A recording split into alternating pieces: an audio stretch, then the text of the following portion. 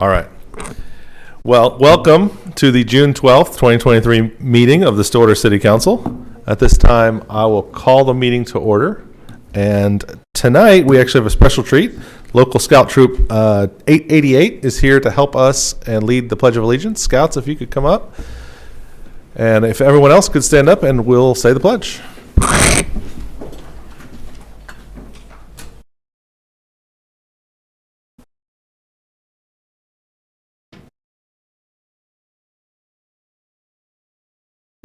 To the flag of the United States of America and to the republic for which it stands, one nation under God, indivisible, with liberty and justice for all.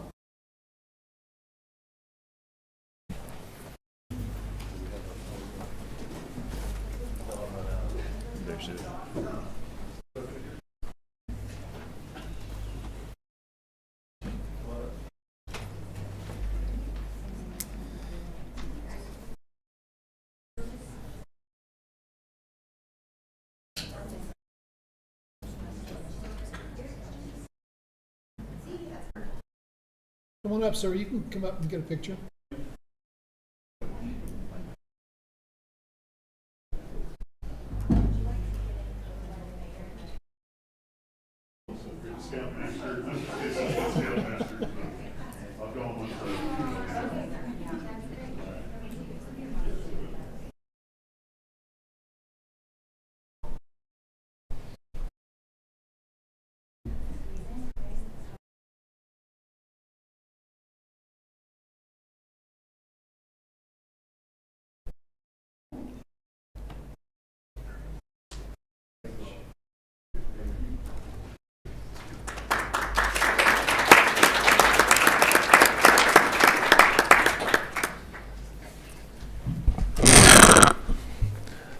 Okay, so we're on manual voting this evening, as of now? Okay, that's fine. Well, Vice Mayor Jaloski's not here, so you don't have to worry about pronouncing her name in the roll call. All right, well, we'll go to item 3 on the agenda, which is the consent docket. Councilors, questions, comments, or action on the consent docket? Move to approve the consent docket. Second. We have a motion and a second to approve consent. Please call the roll.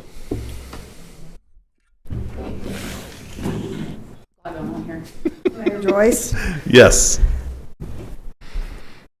Councilor Hawkins, Yes. Councilor Clark, Yes. Councilor Harden. Yes. Motion carries with 4 yea votes. Thank you. All right, that drops us down to item 6. I don't have anyone sign up to speak on items not on the agenda, correct? So that drops us to item 6, which is public hearings. First up, we have public comment. Receive public comment regarding a request from Jared Fouts, Vertical Bridge, for a specific use permit to allow a cell tower at 1730 North Jardo Road. Ms. Porter. Mayor, council members, this item tonight, staff is requesting to table this item. Planning Commission decided to table it to the June 27th meeting for further information, so that would push it back to the July 10th meeting. Thank you. Councilors, any questions? Is there a motion to table the item to July 10? So moved. Second. We have a motion and a second to table this item to July 10th, 2023. Please call the roll. Mayor Joyce, Yes? Councilor Hawkins, Yes. Councilor Clark, Yes. Councilor Harden. Yes. Motion carries with 4 yea votes. Thank you. Takes us to item 6B, receive public comment regarding a request for a map amendment for the properties located at 1017 and 1109 West 9th Avenue, 1022, 1024, 1104, 1110, 1122, and 1124 West 10th Avenue, and 920 through 924 South Jefferson Street, from small lot single-family residential to two-family residential. CC-23-92. Do we have good notice on this item? Yes, we do. Jacqueline. All right, thank you. So as stated, this item is a map amendment request for the property previously stated from RSS zoning to RT by Looks Property in care of Ghost and Associates. Here's an area map of the subject property. Majority of the property is the southern block between Adams and Jefferson and 9th and 10th Avenue. There are 8 lots of various sizes for this project. Here's an area view of the subject property. The residential is all around it. To the southwest is Stillwater Creek, is the nearest major thing that you can't really see on this picture. So onto the map amendment. The current zoning of the property is small lot, single family, with similar zoning in the adjacent area. To the southwest is Stillwater Creek, which is zoned multifamily urban district, which is RMU. And then as you can see over to the west in the next block, there is 2-family residential there. With a zoomed out view, there are various areas of high density in the vicinity. They're just not shown in this picture. Here is a street view for 1017 and 1109 West 9th. This is looking south towards the properties off of 9th Avenue. Here are the properties along South Jefferson, 924 and 922 South Jefferson. Here are the houses along 10th, a few of them, looking east. One kind of looking west from the intersections, and then the one there on the corner as 1124 West 10th Avenue. Here is the future land use map of the subject property based on the desired uses of the community at the time of the adoption of the 2030 comprehensive plan. The desired use for the community at that time is for a low-density residential. It must be noted with the current lot size and structures, the rezoning will create non-conforming lots and uses in a 2-family residential district. The applicant has mentioned the desire to demolish the current structures to redevelop the properties with duplexes. Yes, Stephen with Ghost & Associate is here to represent the applicant. I believe it's Corey. Just Stephen. Yep, just Stephen. Sorry, I couldn't see. At this time, is there any questions for staff? Counselors, any questions for Jacqueline? Seeing none, this time I'll open the public hearing. We have Mr. Ghost signed up to speak on behalf of the applicant.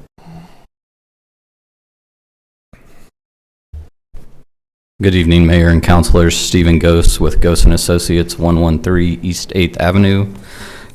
Here on behalf of our client seeking this rezoning, as Jackie covered, the 8 parcels consist of 20 platted lots. It's a pre-statehood plat area. There are 25 by 140 lots. Even with that, the low-density comp plan overlay is 20 units an acre. So even if this was fully developed on all 20 lots, it's about 1.5 acres, so it would still fall within that low density. If there's any questions, I can try to answer them. Counselors, any questions? There was discussion at Planning Commission the other night about some of the residents were Section 8 houses and needing to find them relocated. Has that been discussed at all?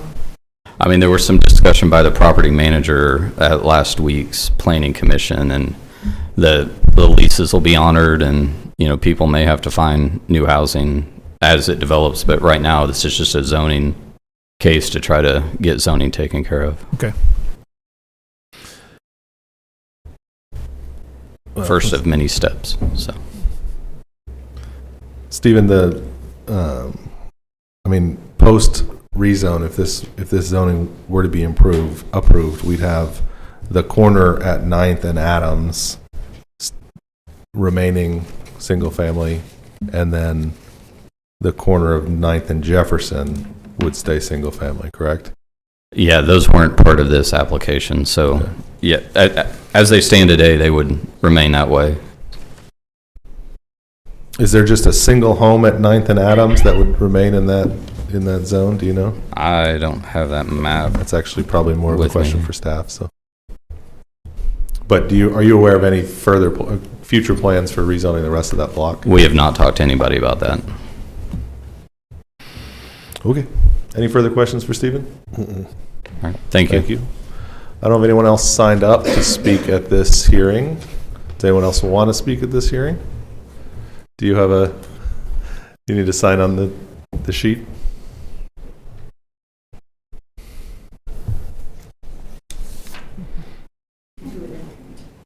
Oh. Hi, I'm Ariel Ross. I live at 1221 West 8th Avenue in Stillwater.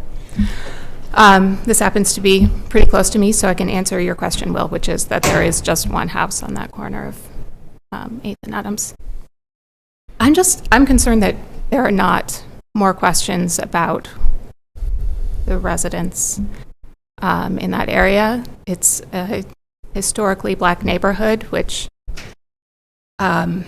because I live there, I know that a number of the residents, particularly along 10th, are black residents, and this seems to mean they're going to lose their homes.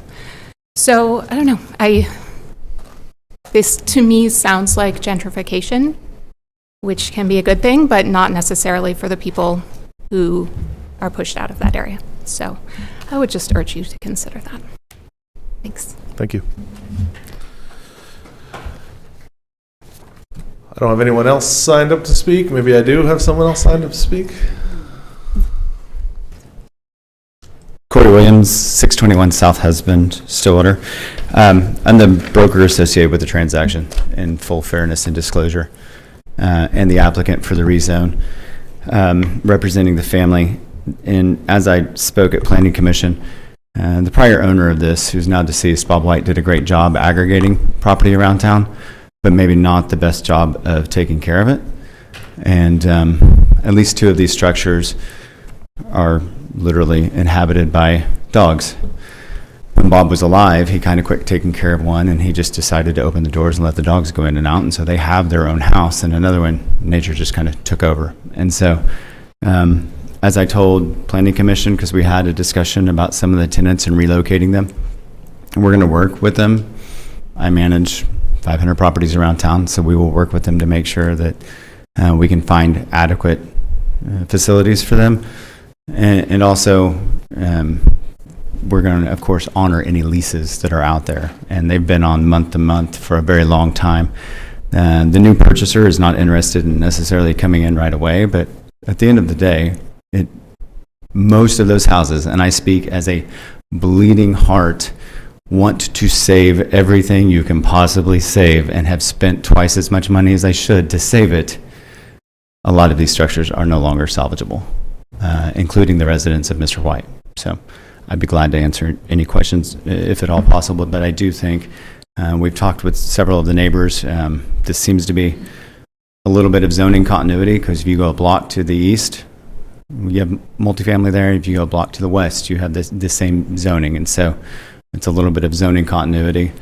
And I actually think it'll be a lot like Barton Square was, which was also a Bob White property.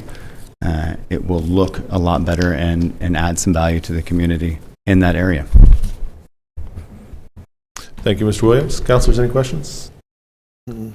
Corey, if you have, my concern is really just about the shape of this zone, with it one little piece up on 9th Street and what a development would look like, kind of cutting that one house off on the corner. And I mean, is there a concern about that, or do you guys have a plan that would address that issue? Honestly, we wish we could get that house on the corner, because it is a frequent stop of Stillwater PD. And so there's a little bit of risk from the developer's side about putting all of his capital in this area and still having that house that sits there. And so we have engaged the owner who lives in Houston but is overseas for about half the year in an effort to try and get that. The rest of that block is not owner occupied, with the exception of the corner house on the east side of the parcel. So right there at 9th and I think that would be Jefferson. Yeah. Yes, I think that's correct. Everything else is owned, and I have talked with at least two of the investors that own those rental houses in an effort to try and get theirs too. They're just not that interested in it, but they also haven't lodged opposition to what we were trying to do. But I can tell you that corner of 9th and Adams is also not owner occupied. It is a rental, and and quite frequently is on the blotter. Thanks. Thank you. Anyone else sign up to speak or here to speak on this item? This time I'll close the public hearing. Jacqueline, let us know what the Planning Commission's recommendation was. Planning Commission's recommendation was to approve this item with a vote of 5-0. Thank you. Counselors, comments, questions? Well, other questions for staff? I do have a question for staff at this point. I mean, I do have a concern about the way this zoning is shaped, right? And creating like an island of single family on that one corner. I don't recall what our ability is to zone outside of the owner's request. I mean, I don't like creating odd-shaped zoning because it creates then, an owner who might buy that corner lot, has effectively been, their zoning is changed without it really being changed, if that makes sense. And so I don't know if we have any real options outside of that property being acquired by the same folks here or something else. Do you have any insight on what other options we might have? We wouldn't have any immediate options, I'll put it that way. It would be a longer process. We would have to do districts. It would be a bulk thing if we were going to do that.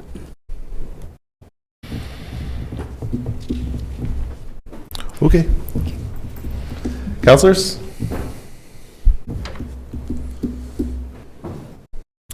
I move to accept the Planning Commission's recommendation. Second. We have a motion and a second to accept the Planning Commission's recommendation. Are we back up? Oh, we are. Back up. You can vote with your button.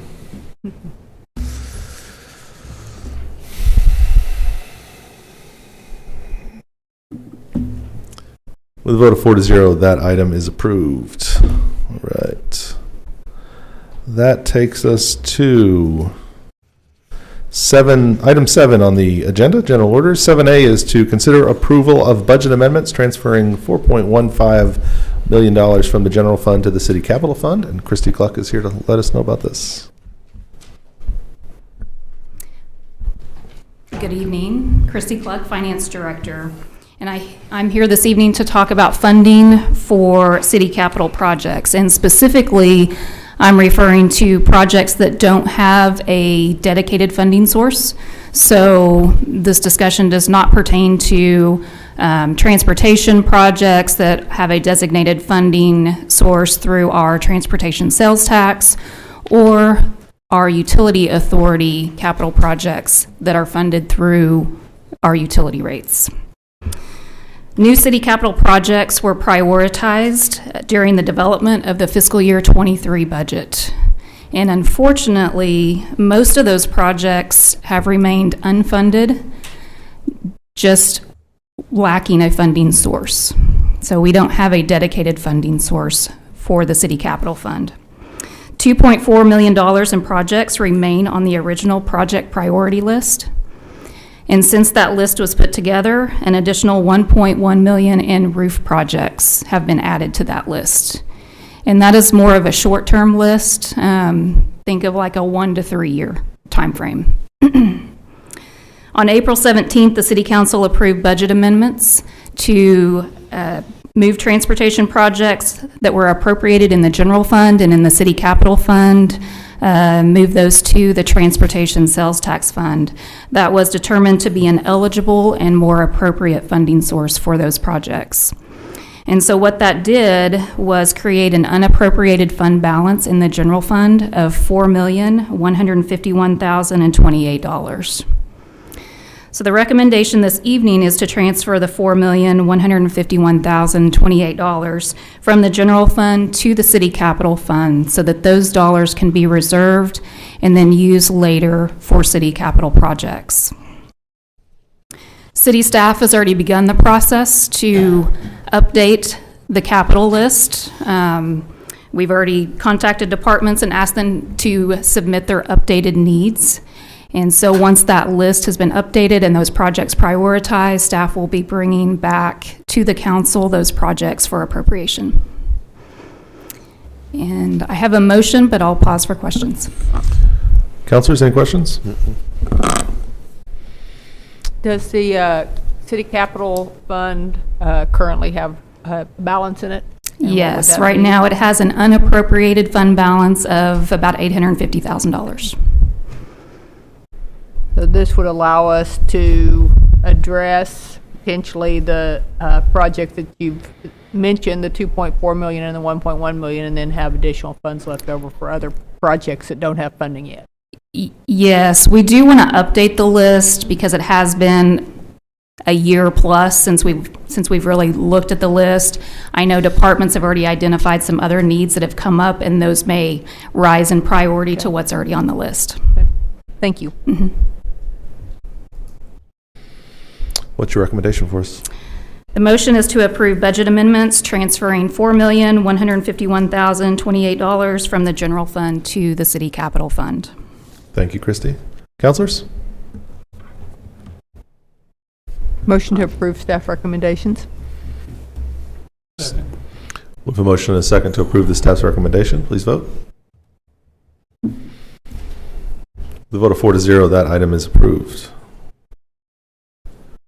Item 7B is consider approval for Stillwater Police Department to purchase 6 police pursuit vehicles on state contract. Chief Watts, in his fancy new uniform, is here to tell us about it. Thank you, Mayor. Jeff Watts, Chief of Police. Mayor, councilors, we're here today to, Police Department needs to replace an aging and costly to maintain police fleet.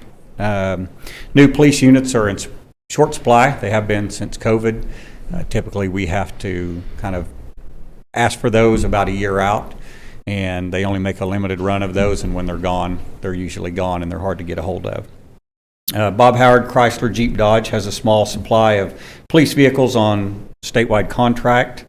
The 2023 Dodge Charger police pursuit vehicles are quoted at $36,198 on the state contract. 2023 Dodge Durango all-wheel drive police pursuit SUVs are quoted at $42,335 on the state contract. The outfitting cost, which is putting all the equipment into them, is quoted at $26,431 per police car. And then our camera systems, our WatchGuard camera systems, are $7,000 per car. So before I go into a proposal, I entertain any questions. Councilors? How many cars do we need right now? 24. I have But we don't have 24 available, or we don't have funding for 24? we don't have funding for 24. I don't think I could find 24 right now. There were more on the lot, but not many. Are these cars on the lot, or do we have a lock on them for a day or two? Yes. Okay. I know you're buying what's available, but I recall several years ago that there was some discussion about the need to have SUV-type vehicles because of their, I guess, more rigid suspension systems, longer useful life, so on and so forth. And I've been noticing lately we've been buying more, I'm assuming Chargers, but cars. Is that just because of availability, or is that because we've had a philosophy change in terms of what equipment we really need to have? No, the newest vehicles we have are all SUVs, and we kind of got away from the Chargers and went to the SUVs because it's easier on the officers, especially their backs, getting in and out of a low-setting car, carrying 25 pounds of gear. It's much more ergonomically for them. But right now, there's only 4 Durangos available that we could find in the state, and so those were the 4 that we asked them to put a hold on for us right now. But yes, we want to stay with the SUVs most of the time. Some of our smaller stature officers can get in and out of the cars a little easier than somebody who's, say, 6'2" or bigger, carrying 25 pounds of gear. But yes, that's our preference, is to stay with the SUVs. They do better on the roads. They don't bottom out. They don't catch as much in some of the dips or areas of town. They don't have the undercarriage damage that you can with a car. These are being bought on the state contract. Does the state contract look outside the state of Oklahoma, or is it only look in the state? This is for the state of Oklahoma. I know this is, but my question is a broader question. Does the contract look further than just the state boundaries, or is it just in Oklahoma? I don't know. Okay. How many total police cars do we have? Somewhere in the neighborhood of about 90. Okay. My oldest ones, I have a fleet of 2001 Crown Vics we're still running. Wow. And everything, 2007, 2012. I have a lot of 2012 Tahoes. They're my highest cost right now. Mm-hmm. Is there anything in place, I always think in terms of like a rotation of every year we need to replace X number of cars so we don't get underwater on things? Is there any plan in place to do that on an annual basis? We have been asking for 8 to 10 a year to keep us in that rotation of rotating them out at about an 8 to 10 year mark. But funding has not been available for the last 2 years, so we fell behind two cycles of 8, and then we have a cycle of 8 coming up for the next year. So we're down about 24 cars. Okay. Thank you. From where we should be. Okay. Is there any recovery available through the retirement of the old vehicles? Are they worth anything to small departments, or are they just pretty much nothing? In all honesty, we drive them till literally the wheels fall off of them. I mean, they're worth very little. We typically take a few of those cars, and we have training that we use them for, because their resale value is so minimal, and they have such high mileage on them and such high maintenance that most other agencies don't have a need for them at that point. Okay.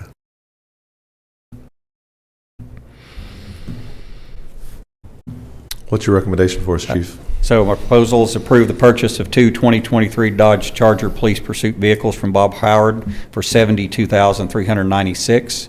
Approve the purchase of 4 2023 Dodge Durango police pursuit units from Bob Howard for $169,340. Request funding to outfit 6 police units at $158,586. Request funding for 6 WatchGuard camera systems at $42,000 for a total of $442,322. And also a motion to approve the associated budget amendments, Yes. appropriating $400,000 from the city capital fund for the purchase. Questions, councilors? Or action on the recommendation? I move to approve the joint staff recommendation. Second. We have a motion and a second to approve. Please vote. It's approved with a vote of 4-0. Thank you, Chief.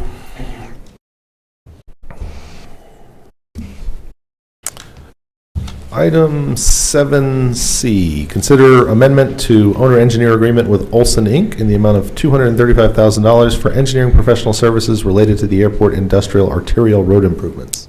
Melissa Reams. Good evening, Mayor and Councilors. Melissa Reams, Deputy City Manager and Chief Financial Officer, before you this evening to talk about our new terminal construction and the attached parking and parking access road. The new design for the terminal is progressing, and we are looking forward to those bids going out in the summer of 2024. Some of the environmental clearances that we've needed for the terminal have forestalled the progress on the Hargis Road realignment through the airport area. In order for that terminal construction to proceed and to get the Hargis Road project back on track, we are looking at a new parking road, parking access road, and then additional parking at the airport during construction. Both of these pieces will conform to the airport master plan. Olson is contracted to work on the Hargis Road realignment project, and so it was a logical choice for us to ask them to work on this parking access road and the parking lot itself to make sure that it was in conformity with the Hargis Road project. Their scope of work on the parking lot and the access road will include geotechnical bores, surveys of all the complete construction site, and the designing of the utility relocations that will happen out there at the airport. Currently, Olson's fee is going to be $205,140. We are building in a contingency of $29,860 for a total for this project of $235,000. There is a budget amendment attached to this report, and those funds are coming out of the Fund 820, which is the airport grant fund. And those funds are available because of some of the benefits of COVID, where we did not have to put up a match for those grants. And so that money just stayed in the 820, and we can fund this. As right now, the authorizations for the airport terminal project stand at about $2.2 million. Those are provided to us from FAA, and they are bill grants. Moving forward, we estimate that the terminal project will come in around $27 to $30 million. About 85% of that is going to be grant eligible. And then this particular project, the parking lot and the parking access road, is estimated at $2.2 million, which is grant eligible as well. I will stop there and happy to answer any questions you might have. Councilors, any questions? Okay. Our motion tonight is to approve the amendment to the owner-engineer agreement with Olson, Inc.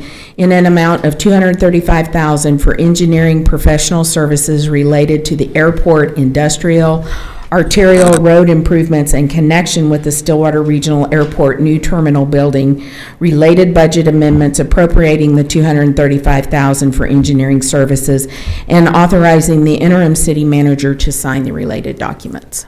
Thank you, Melissa. Councilors?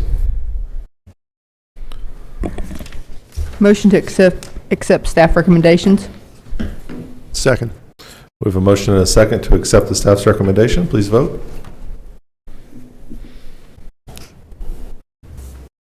That's approved 4-0. Thank you very much. Thank you, Melissa.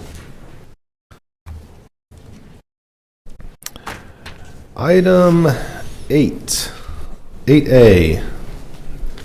Resolution CC-2023-18, a resolution acknowledging City Council authorization and approval for the submission of an application for fiscal year 2023 Bureau of Justice Assistance Patrick Leahy Bulletproof Vest Partnership Program for bulletproof protective vests for the Stillwater Police Department.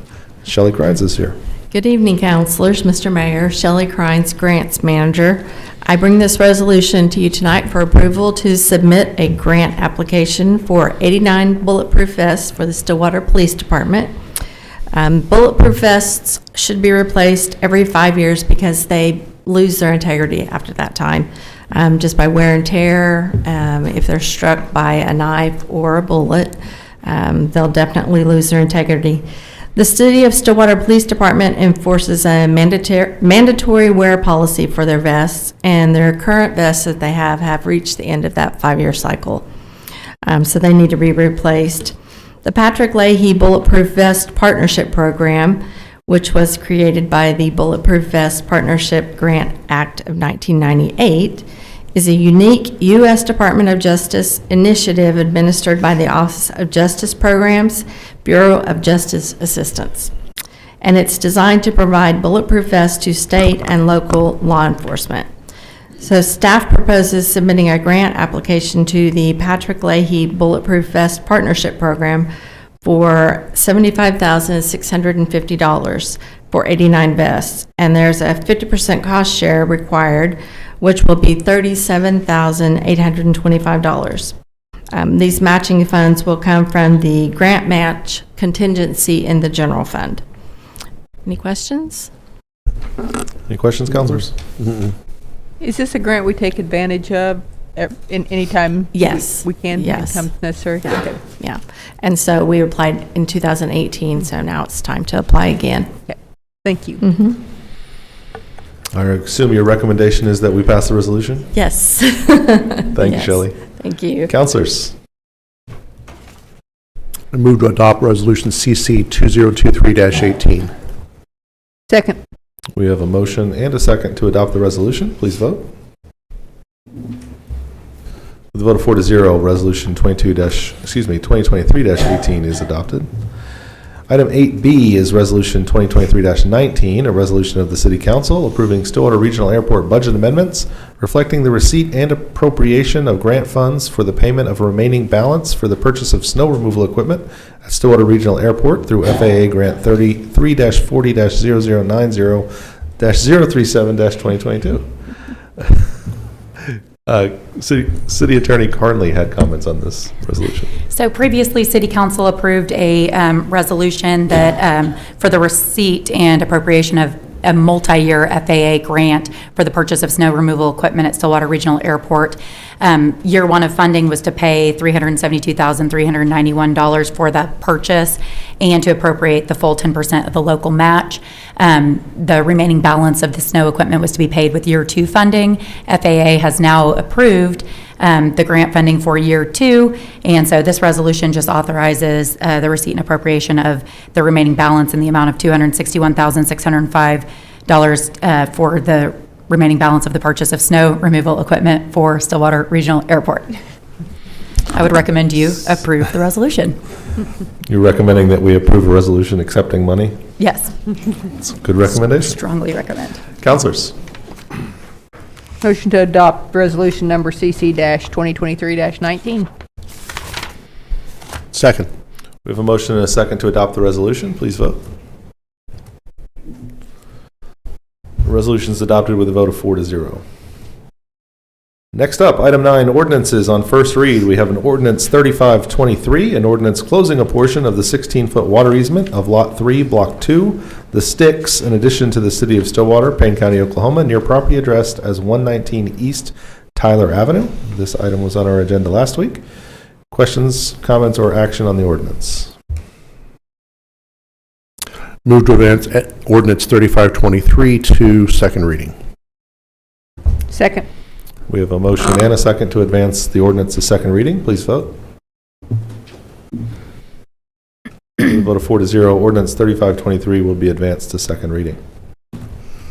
Item 10, under appointments, we have appointments of a staff liaison to the Bicycle and Pedestrian Advisory Committee. I was going to pull up, I know there's a few people here in the room who are interested in the BPAC. This was created by resolution in 2016, and it creates an advisory committee to advise staff and the council on issues related to bicycle, pedestrian, non-motorized transportation, other alternative modes of transportation around our city. It's been an active committee in the past and provided a lot of helpful input on projects.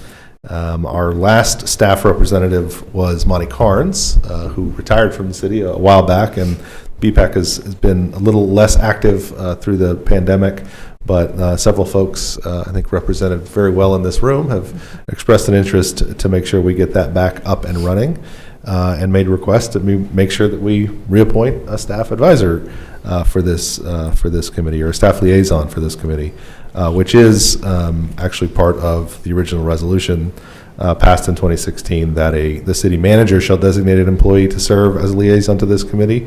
But I asked that we go ahead and just put it on an agenda and make sure that we as a council we're aware of this and go ahead and make this appointment, or the appointment of two folks, both engineer David Barth and engineer tech Ethan Maddox have expressed an interest in serving as liaisons to this committee. I think that's great in terms of their positions within the city and also their interest in active transportation around our community as well. So I will move that we appoint David Barth and Ethan Maddox as staff liaisons to the Bicycle Pedestrian Ad Hoc Advisory Committee. Second. We have a motion and a second. Please vote. With a vote of 4 to 0, those appointments are made, and we look forward to active engagement and meetings of BPAC coming up soon. Thank you all for being here and being part of that. Thank you for your advocacy on behalf of bicycle and pedestrian concerns in our community. All right, takes us to item 11, reports from officers and boards. Ms. Carnley.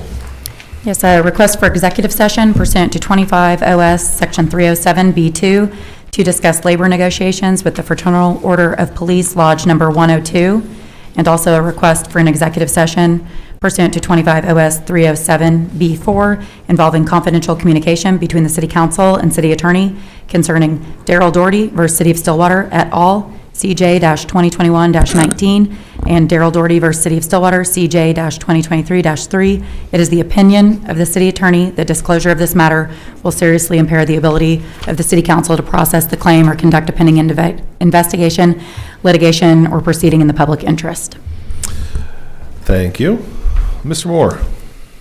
Yes, I will try not to yell this time. And I'll turn on my mic. There we go. All right. Congratulations to the Stillwater Electric Utility Department. Upon recent recognitions for their excellence to standards and service, the department was recently named a finalist in the American Public Power Association's 2022 Safety Awards of Excellence in recognition of their safety record and incident-free records.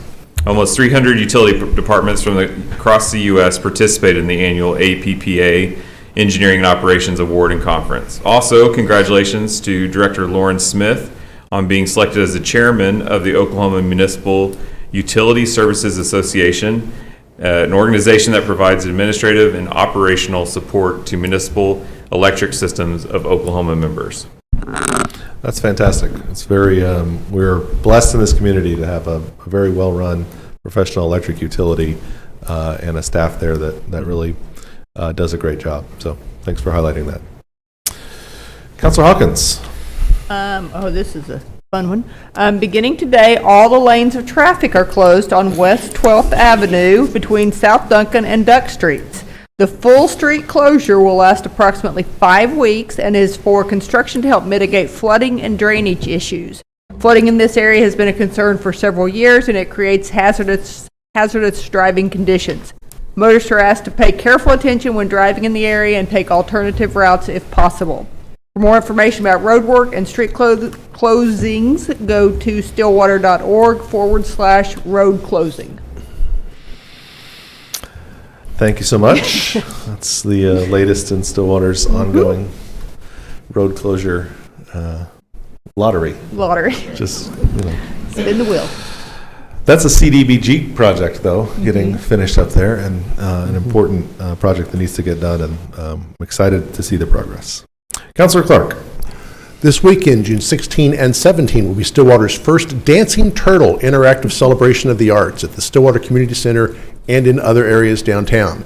This free family event provides all residents and patrons with entertainment, performing arts, visual arts, multiple vendors, a variety of music performers, and much more. For more information about the event, follow Dancing Turtle on Facebook or go to online to sccfoundation.org/Dancing Turtle. There is a lot of stuff going on associated with that. So definitely go online and check out the schedule. Councilor Harden. The city is accepting applications for citizen representatives to serve on various committees, including Board of Adjustment and the Planning Commission. These committees are essential for increased development and infrastructure projects within our community. I see some people out there that need to be on one of these. If you'd like to get involved in your local government and help make Stillwater even greater, please consider serving on one or more of these boards. For information or to apply online, go to stillwater.org/citizen boards. Excellent, thank you. I've got two here because the vice mayor's not here, so I get them both. This weekend, Stillwater Community United will be celebrating Juneteenth at Southern Woods Park this Saturday, June 17th, from 11 a.m. to 1 p.m. All community members are invited to gather for games, music, free food and drinks, and entertainment for the whole family. City Hall will be closed in observance of Juneteenth on Monday, June 19th. Trash and recycling will be collected as usual, but not yard waste. And for our next celebration this summer, save the date and celebrate Independence Day with Stillwater's Boomer Blast fireworks show on Tuesday, July 4th, at Boomer Lake Park. Enjoy area vendors and food trucks beginning at 6 p.m., and the fireworks show will start at 9:30. Vehicles are not allowed inside Boomer Lake Park during the event. Free parking is available at Stillwater High School, at the Stillwater High School Stadium and Cimarron Plaza. You can also ride your bike or walk along the Camioca Trail. It takes you right over there. It's a great way to get there. The city will continue to share event details on social media and online at stillwater.org/boomerblast. All right, at this time, I move that we recess the city council meeting prior to item 12. Second. With a motion and a second to recess the city council. Please vote. With a vote of 4-0, the Stillwater City Council will now be in recess. At this time, I'm actually going to do SEDA first because we've just got consent items on that agenda. So at this time, I will call to order the Stillwater Economic Development Authority agenda for June 12th, 2023. On consent docket, trustees, is there question, comment, or action on the consent docket? Move to approve the consent docket. Second. For motion and a second to approve consent, please vote. The vote of 4-0, the consent docket is approved. Any reports from the officers or the board? Is there a motion to adjourn SEDA? So moved. Second. We have a motion and a second to adjourn SEDA. Please vote. With a vote of 4-0, the Stillwater Economic Development Authority is now adjourned. All right, we're going to call SUA. For those of you who want to go ahead and, if you're not planning on staying for SUA, this would be a great time for you to step out. You're welcome to stay for SUA. Just sensed a little antsiness in the crowd. A little bit of encouragement.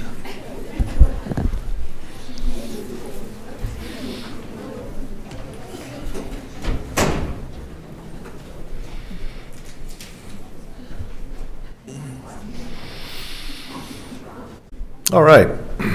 At this time, I will call to order the Stillwater Utilities Authority meeting for June 12th, 2023. Trustees, items on the consent docket. Is there a motion or is there action on the consent docket? Motion to approve the consent docket. Second. With motion and a second to approve consent, please vote. With a vote of 4-0, the consent docket is approved. Item 5, general orders. Consider a bid award for the South Lime Slaker Replacement Project at Water Treatment Plant to win construction for a total bid amount of $292,000 and some other issues that David Barth will tell us about. Good evening, trustees. David Barth with engineering. Get to talk about lime a couple of times. Let's see here.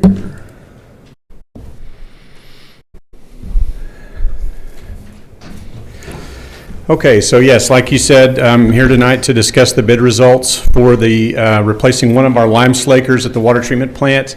The picture that you see on this cover slide here is the South Lime Slaker that I've outlined in orange.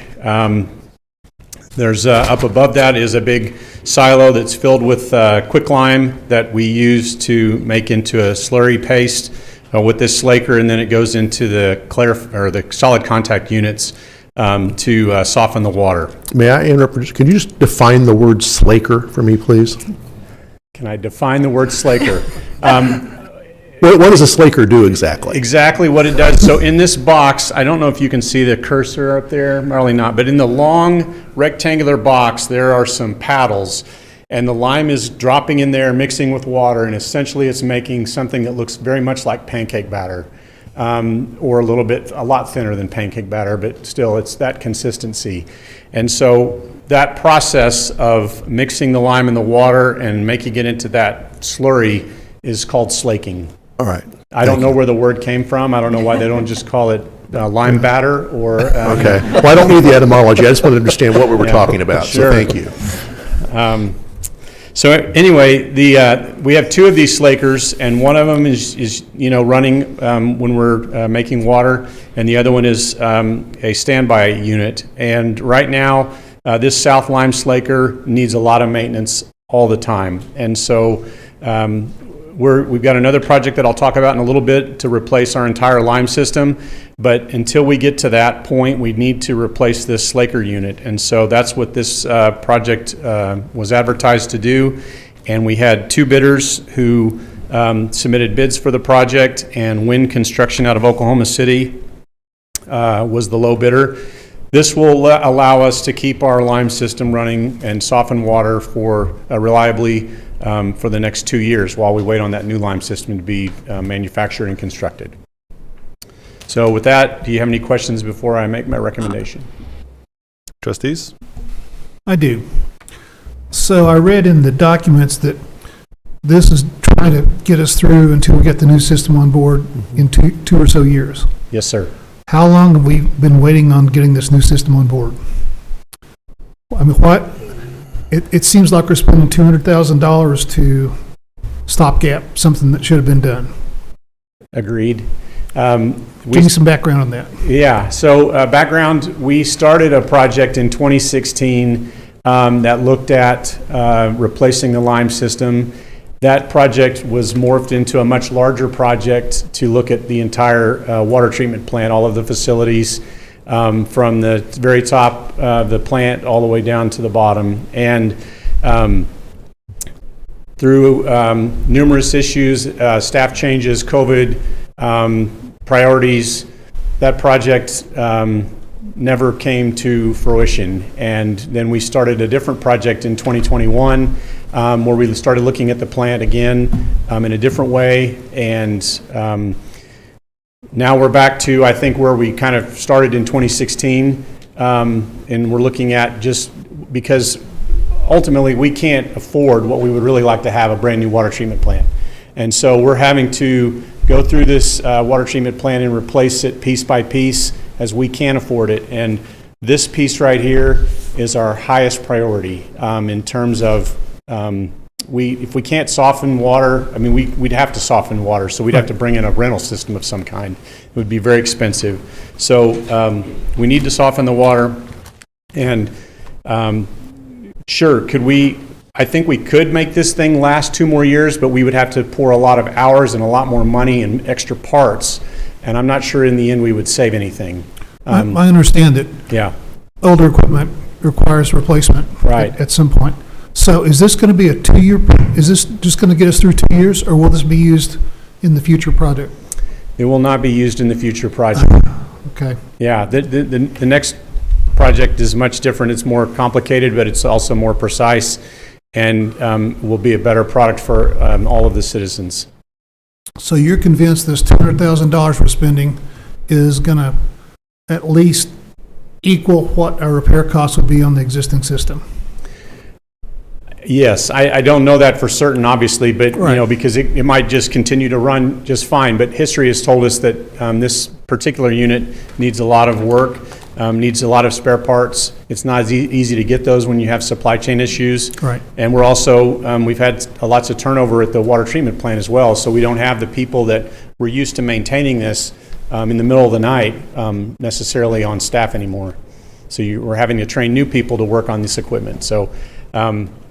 I don't like spending the money this way either, but it's a stopgap. Okay, thank you. Further questions, trustees? Is there a secondary market for this 2 years from now?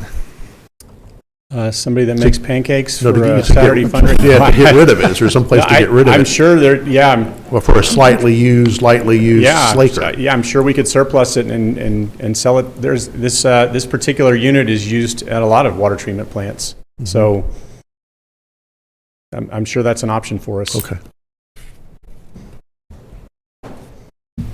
What's your recommendation, David? Sure. Staff recommends that the trustees award the lump sum contract to Wind Construction, Inc. in the amount of $292,000. Authorized total construction expenditures of $335,000 for the amounts shown below. $292,000 for the bid. $43,000 for approximately a 15% contingency. Authorize the general manager to sign related documents. Approve the budget amendment, and also approve the sole source purchase of the IMS A758 lime slaker. I will add real quickly that that amount that's at the top includes 2 replacement water pumps that we included in the project, but we're hoping we don't need. We're hoping that the water pumps that we have now meet the requirements of this new slaker, because it's the same slaker we already have. And we did that because we wanted to make sure that we didn't have to spend a lot of extra money with structural, electrical, and mechanical modifications to the silo. So we're hoping that it will be closer to 200 instead of the closer to 300 that you see here. I Because if agree. you don't need those new pumps, you can send them back. Well, we won't have to purchase them. So the way it's worded in the bid is if required. Okay. So the contractor has to do a test of our pumps to see if it generates the pressure and flow rate needed for the new slaker. And if it does, then they don't have to install the pumps and we don't have to buy them. Understood. Perfect. Mayor, if I may, just as a point of clarification, and I've talked to David about this prior, this approval of the sole source piece, we did bid that out. It's really more of a sole brand. It was included in the specs for the bid. We just needed a particular model for it to work. So this is not, typically when we see an approval of a sole source purchase, we're not bidding that item out. This was included as a spec and it was bid out, and it's part of the total project that we're awarding. Thank you. Thank you. Trustees, I move to approve staff recommendation. Second. we have a motion and a second to approve the staff's recommendation. Please vote. It's approved with a vote of 4-0. Item 5B, consider bid award for water treatment plant lime system pre-purchase package. Mr. Barth. Yes, good evening again. So this, like I mentioned, is a new lime system that we are buying ahead of time essentially so that we can save time with the project.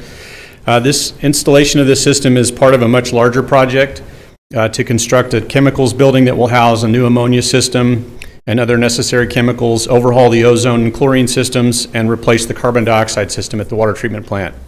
So we are making a big dent in that water treatment plant right now with some new stuff.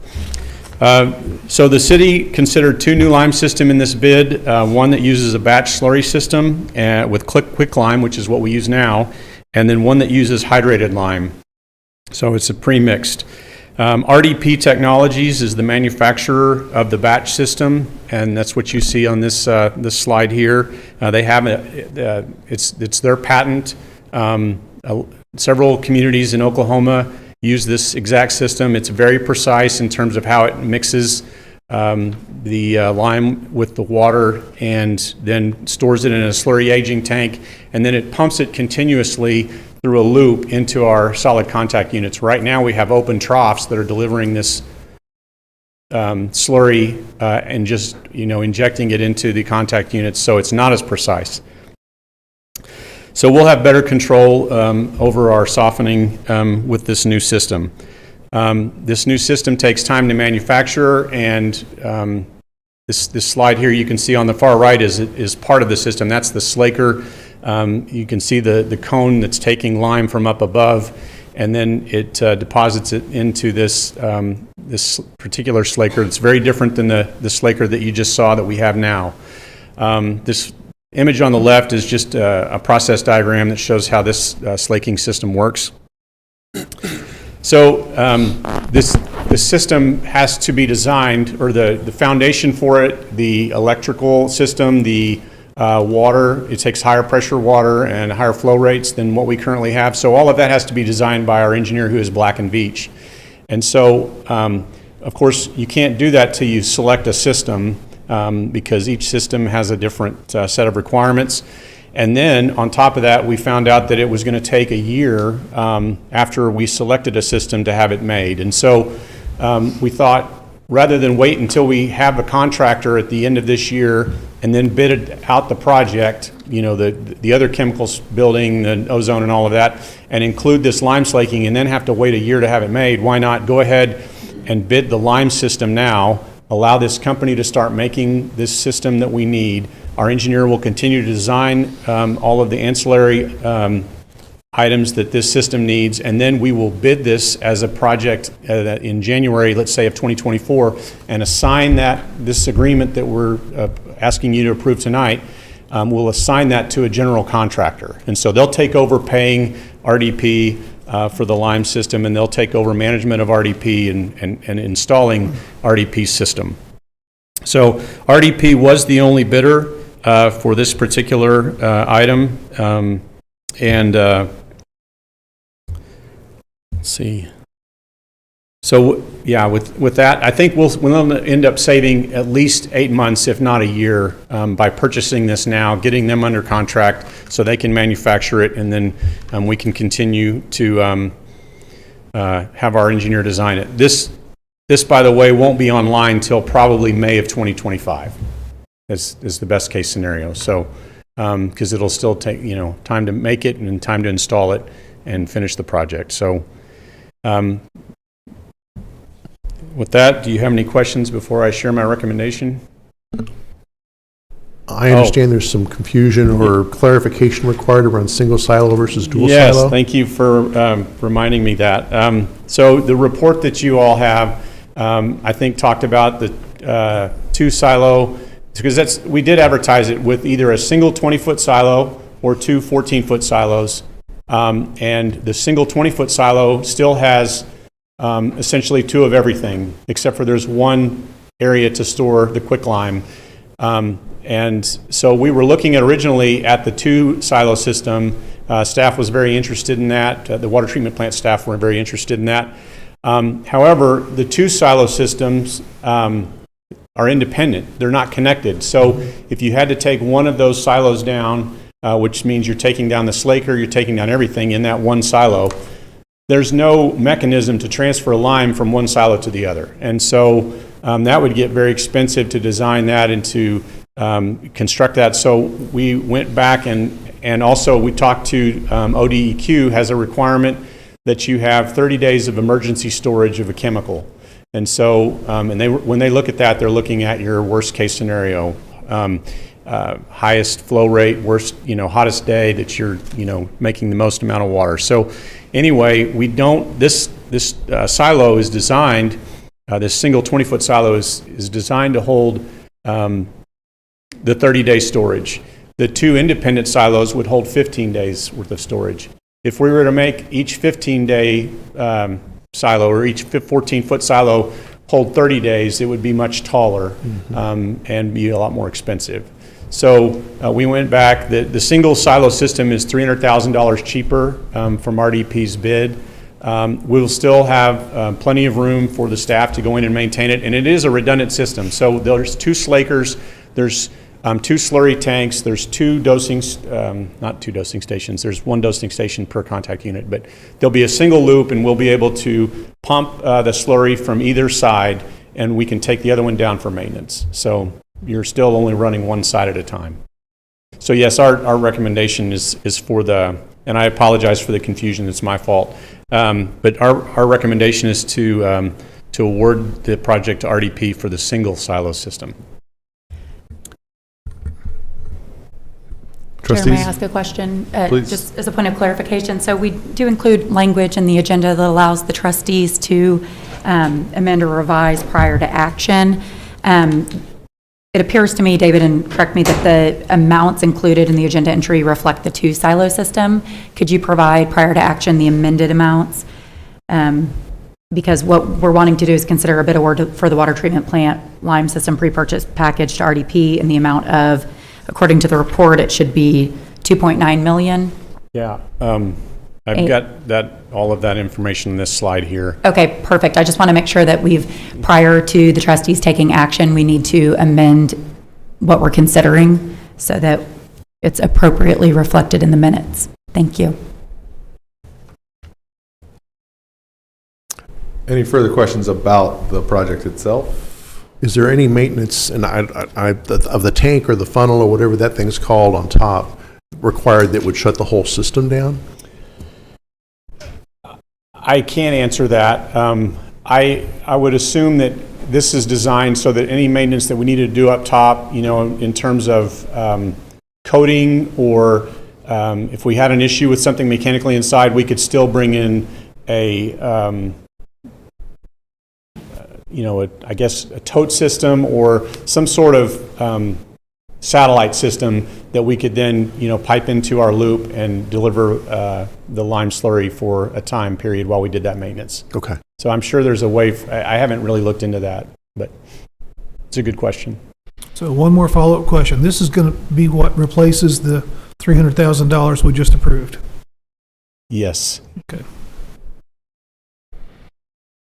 I will say, toured the water plant when early on after I became a counselor, and the amount of manual work and tweaking and upkeep that the people do out there is phenomenal. And so I can certainly see, as there's turnover in people, how hard it is to keep that going if you lose that expertise. And so I am glad to see us moving along on this and getting some replacements. And even though we don't like spending the extra money to Band-Aid it for now, I can see the necessity after touring the plant.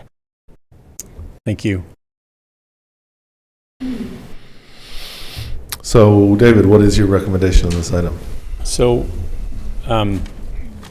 Kimberly, did you say they needed to make a motion to something? We can do it in one action, right? Yeah, we just need you to okay.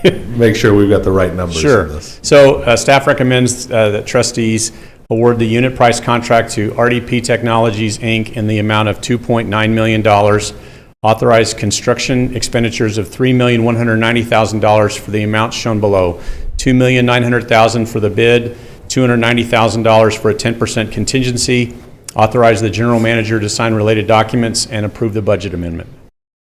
And the attached budget amendment is for $3.19 million, so that's correct. Yeah, that part I did have right. Trustees, action on the recommendation. All right, I move that we approve the staff recommendation as amended from the information in the packet. Second. We have a motion and a second to approve the staff's recommendation. Please vote. It's approved with the vote of 4-0. All right. Item 5C, report on the Yost Pressure Zone service conditions. All right. I wanted to just start off by saying that this particular report that I'm about to give is just an informational presentation. It's just to get the message out. I'm not asking you to take any action or authorize any funding this evening. So this cover image is the Rural Water Corp 3 school tower that is out on Yost Road, about a mile west of the water treatment plant. It holds 25,000 gallons, and I think it's called the school tower because it's sitting on school-owned land. So this is just a few background items. The City of Stillwater purchased the Rural Water Corp number 3 in 2007.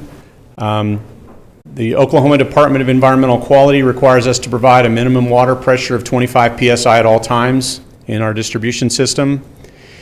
And the last thing I wanted to point out is the Yost pump station is just not able to keep up during peak demands, leaving higher elevation properties at 25 psi. But that's what, we have to have it at that. That's the minimum. 25? Yes. Right. So the problem is that's all we can do is the minimum at peak time. Or does it not get up to the 25 psi? No, it gets up to the 25 psi, but there are, I guess there are times where it could just slightly dip below that, depending on excessive demand in the system. So that's the biggest issue. We can't expand on that issue. We've got to protect the system as it is right now until we can make some changes. So that's a great question. So a little bit of information about the Yost service area. It is there are 449 services or meters in the Yost zone, and you can see on the screen there the Yost zone is north and west of the City of Stillwater limits. It's approximately 23.5 square miles. In comparison, the city limits, if you take out OSU, because OSU doesn't really buy any water from us, is approximately 29 square miles. The ground elevation varies between 890 and 1,129 feet in the Yost zone, so lots of varying topography, which doesn't really help you when you're trying to manage a water system. Also, in comparison, if you're interested, there's 16,800 water meters inside the city limits, so a much different density of meters in an area that's almost the same size. So I mentioned elevations in the Yost zone. So just for people out there who want to know what does that mean, If you're at a lower elevation, you have higher water pressure, and if your house is at a higher ground elevation, you're going to have lower water pressure typically. It doesn't really matter how close you are to the water tank. A lot of people think, oh, I'm right next door to the water tank, I should have amazing pressure. Usually if you're right next door to the water tank, you don't have the best pressure. So that's what this slide is just pointing out. This next slide shows an example of our water model. So we use our model anytime somebody is requesting a new meter out in the rural system. And the water model, so every one of those little nodes is basically a water meter out in the Yoast zone. And you can see we've got people that are at 25 PSI. That's the area that's basically line that's just south of that would be Yoast Road. And where you see that long string of red dots mixed with some yellow in the middle is Range Road. So that kind of gives you some context of where we are, just north and east of Lake McMurtry. But then you've got the yellow nodes that are 26 to 40 PSI, which is a little bit better water pressure, but not awesome. And then you've got the green nodes, which most of those are green, 41 to 80 PSI, which would be adequate, and then greater than 80 PSI. That's really great water pressure, but it's actually more than you really want to have. So we use our model. We have an engineer that works in our team that uses the model, and anytime somebody comes in and requests a new meter in the rural system, we plug that demand into the model, and we look to see what changes it makes. And because we have people that are right at 25 PSI in those higher elevations, any additional meter puts us further at risk of them being below 25 PSI, which doesn't meet the EQ requirements, and then we're subject to consent orders. David, are you saying any additional meter in the system, anywhere? No, in the Yoast zone, sorry. Well, that's what I meant, in the Yoast zone. Yes. So even if it's down by where all the purple high pressure is, right, it's going to be pulling water off, more water off from the where the 25 people are. And that's why, another reason why I'm here. So, the reason why I wanted to come and present this to you all as just a first step is we've got to get this message out. We've had an uptick in the last several months in people wanting, in fact, we had a call today, somebody wants to develop land in the Yoast zone and they want a bunch of water meters, and we have to explain to them that we are not able to do that right now.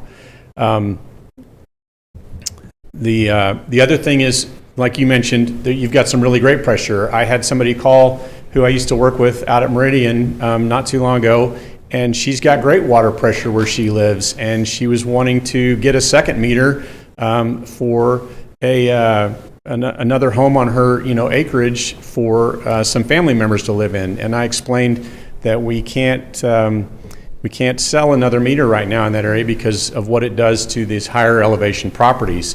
And of course, that's confusing to them because you're thinking, I've already got amazing pressure. How does this impact them? So that's why we wanted to get this message out here at the SUA meeting, and then we've got a list of other places just to further communicate the message and to make sure that people are aware when they're making decisions to buy property, looking at development, looking to sell their property, that they have all the facts.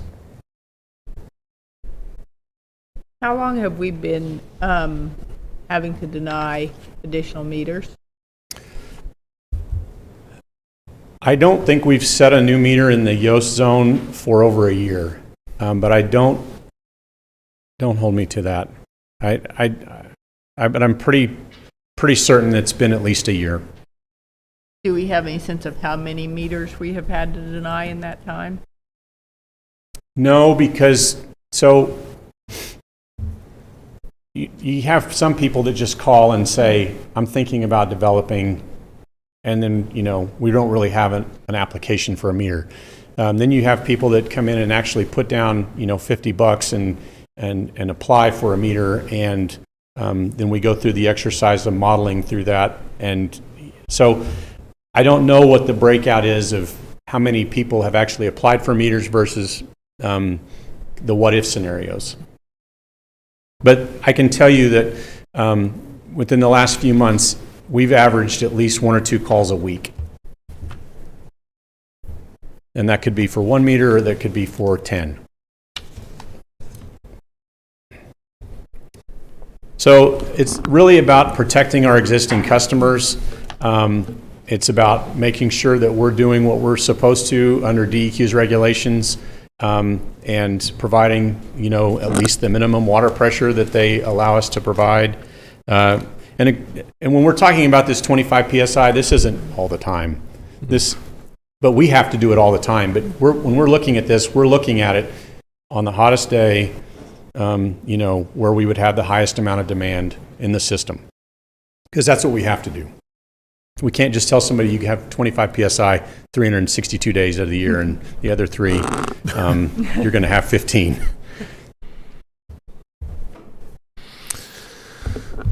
So our response is, we just wanted to tell you we're going to continue to comply with DEQ requirements and not issue new meters in this area until we have some changes. We're going to increase messaging. We want to reach out to realtors, closing agents, county officials, local news media.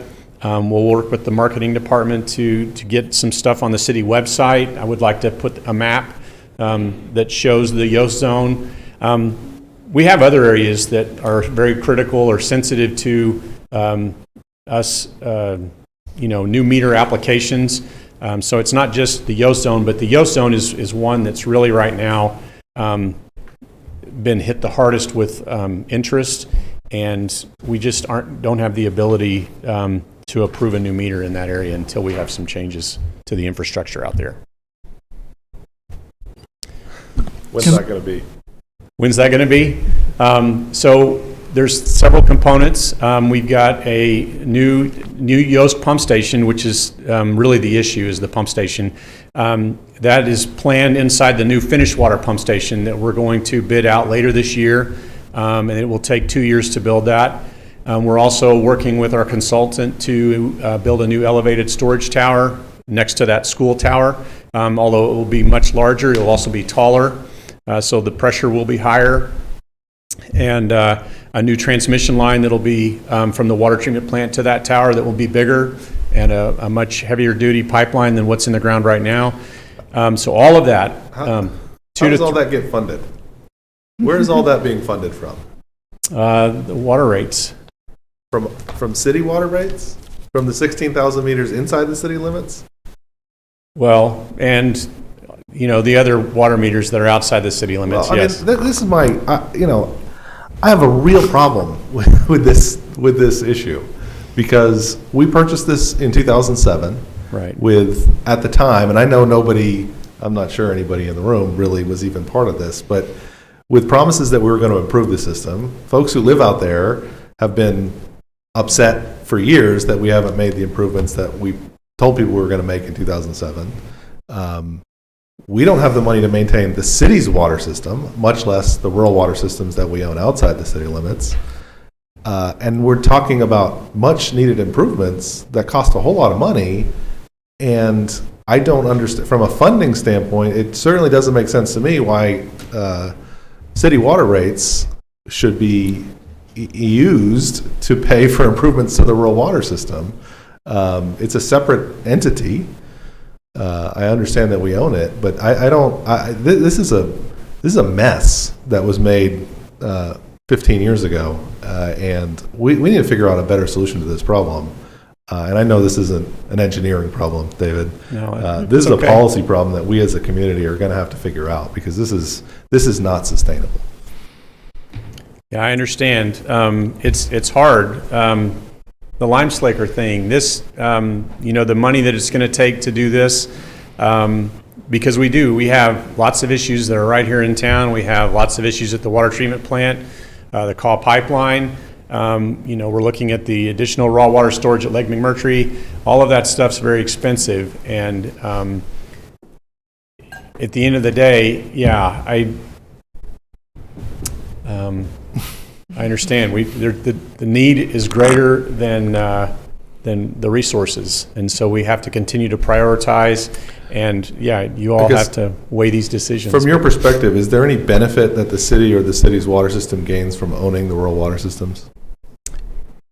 From a system perspective, I know I'm not asking you from a policy perspective. I can't see that there's a benefit to us owning the rural water system, no. Thank you.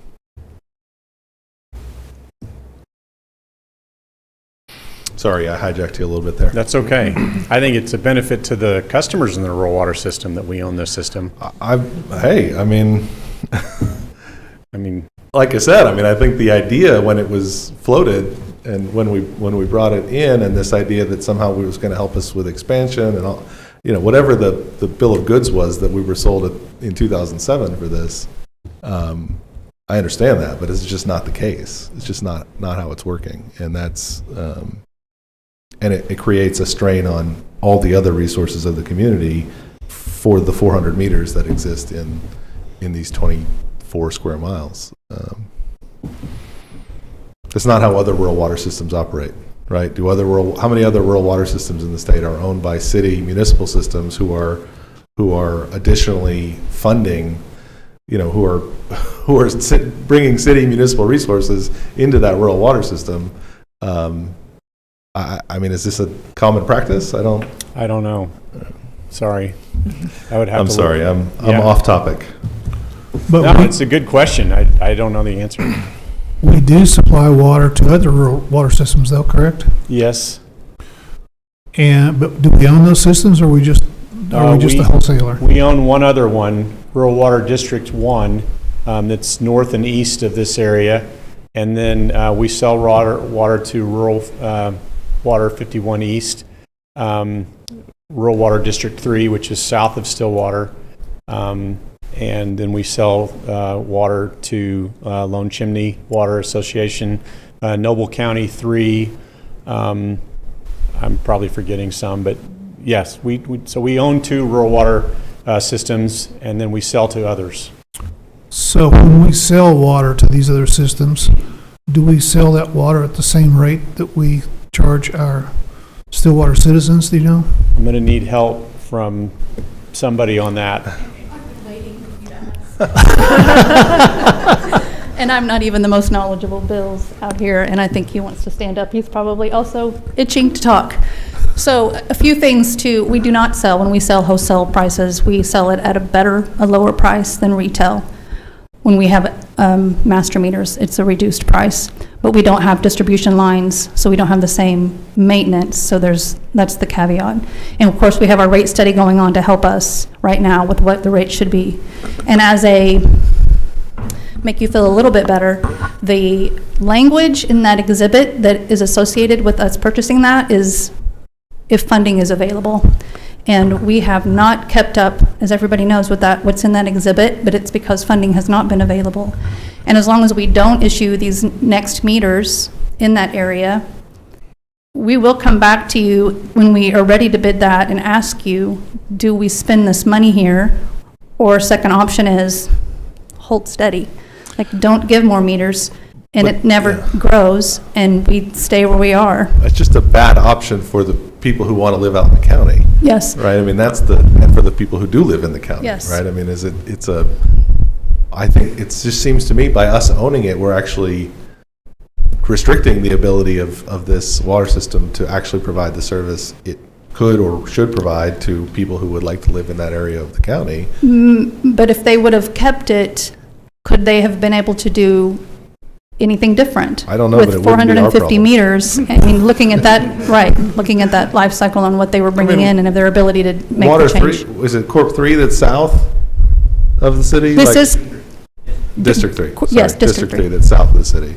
There's tons of new meters south of the city in that water district, correct? They are building a lot, yes. Tons and tons of housing and water meters being added south of 44th, 56th. Yes.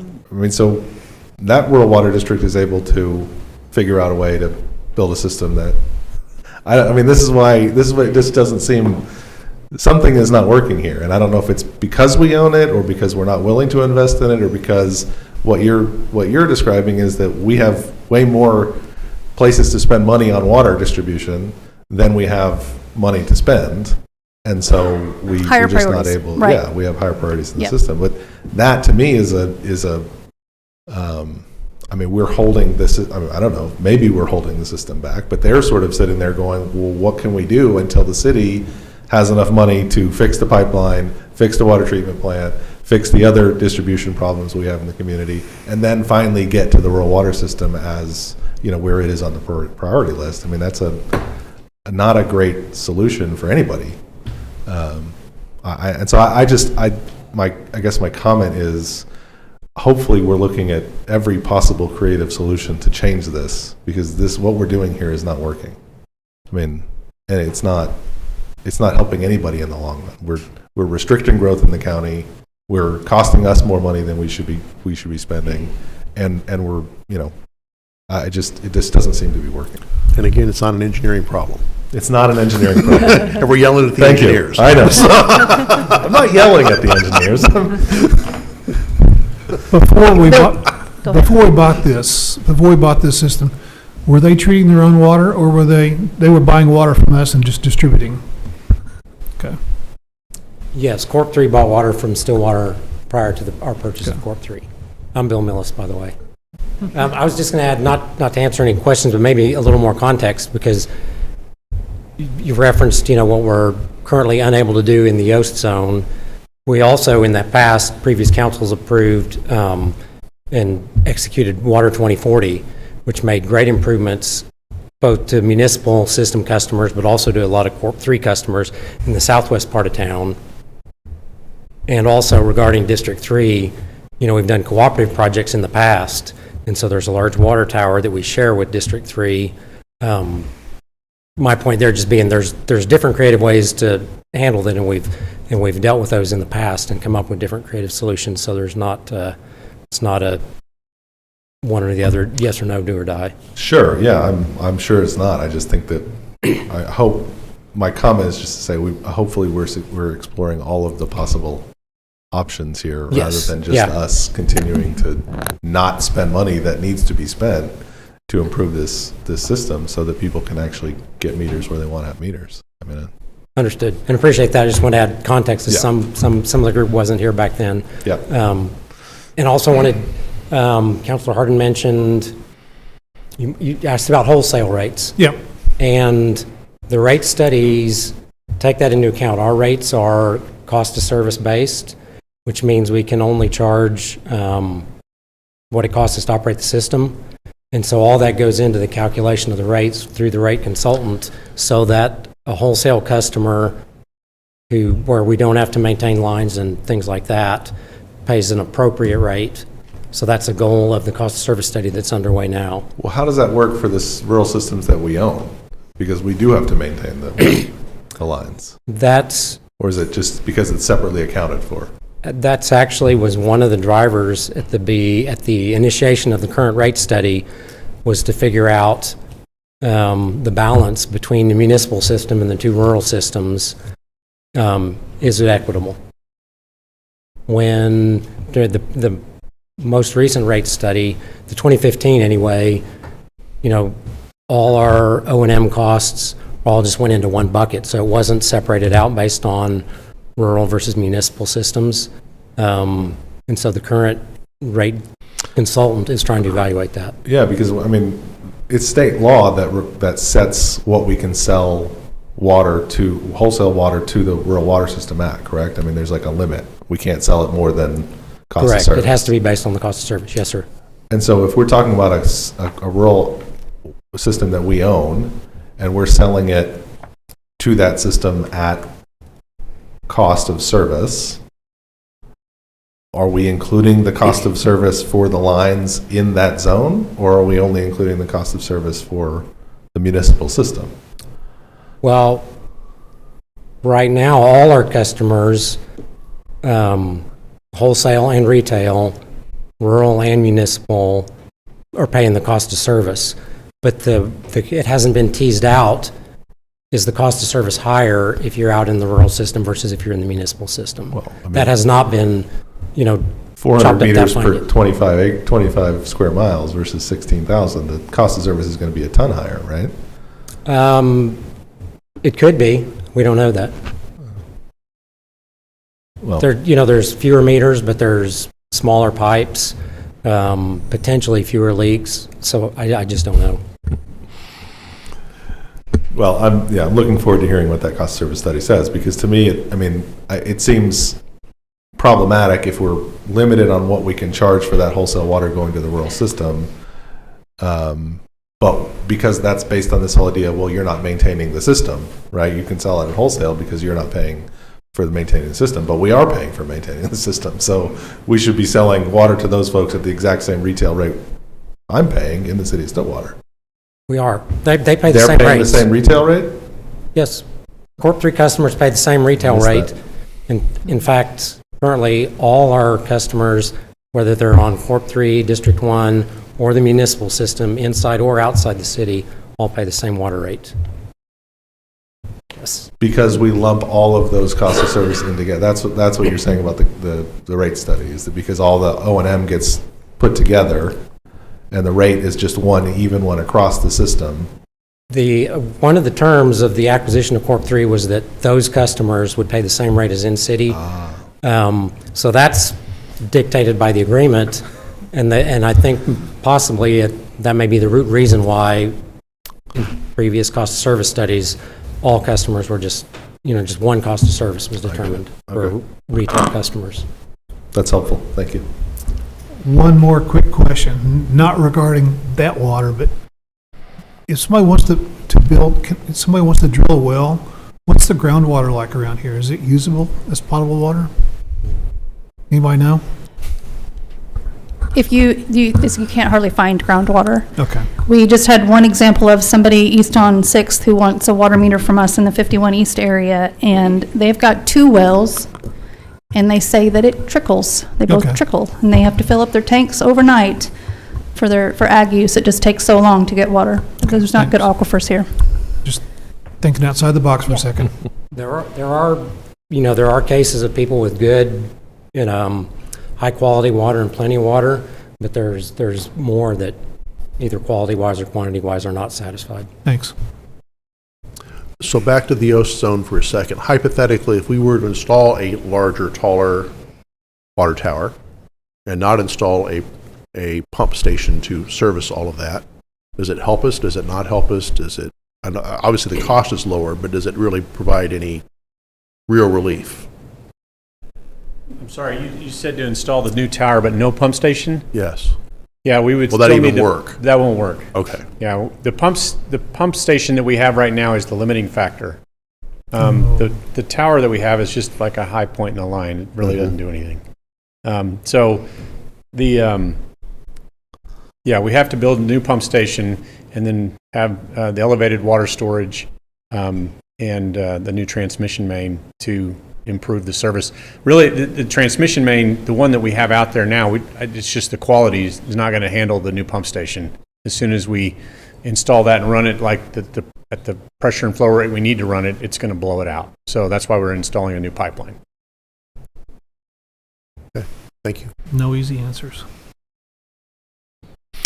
Anything further on the item? No, the other thing I was just going to add, because you were talking about revenue, I learned this last week, and maybe you guys knew this, I didn't. But we're not allowed to charge sales tax on water and wastewater. We can charge sales tax on electric and other utilities. For some reason, the state thought that you shouldn't charge sales tax on water and wastewater. So it's not a revenue source, really. I mean, it's the cost of, we bring in what it cost. So okay, interesting. Something else to think about. Thank you, David. Yep. Congratulations on your appointment as the BPAC chairman, too. I'm super excited about it. Thank you for volunteering.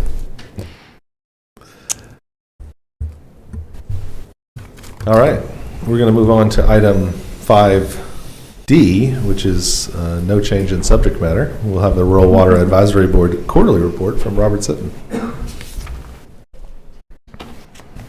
I'm Robert Sitton, and I am the chairman of the Rural Water Stillwater Advisory Board.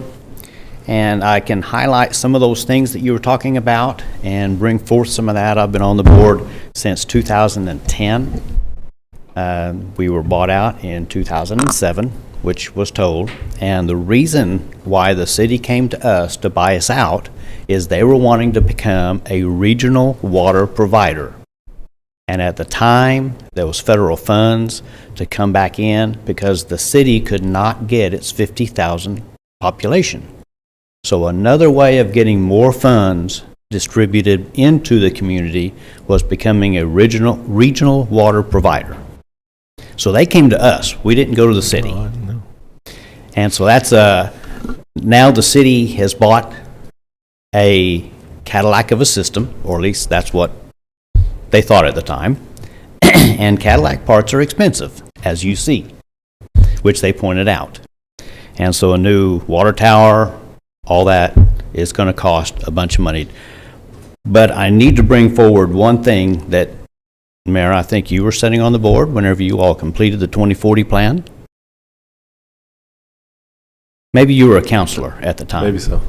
I think you were, because I remember you all lifted the moratorium after the 2040, and that was over there, and you were on the board. And I brought forth and thanked them for that, because there was a lot of counselors that was here that thought outside the box to be able to complete that 2040 plan.